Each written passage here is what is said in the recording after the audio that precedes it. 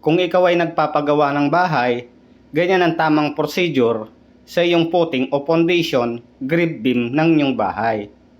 Ang nakikita nyong itim na yan sa footing o foundation ay waterproofing. Protection iyan ng foundation para hindi kalawangin yung mga bakal kapag tinabunan na.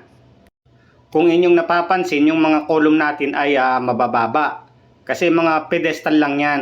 Hanggang sa level lang tayo ng grade slab.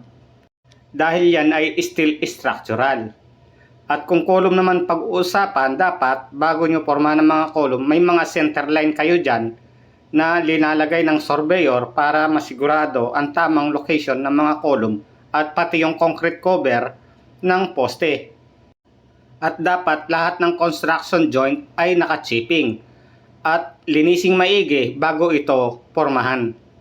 Baka akala nyo malilit yung mga foundation natin, mababa. Malalim yan mga idol, may foundation yan.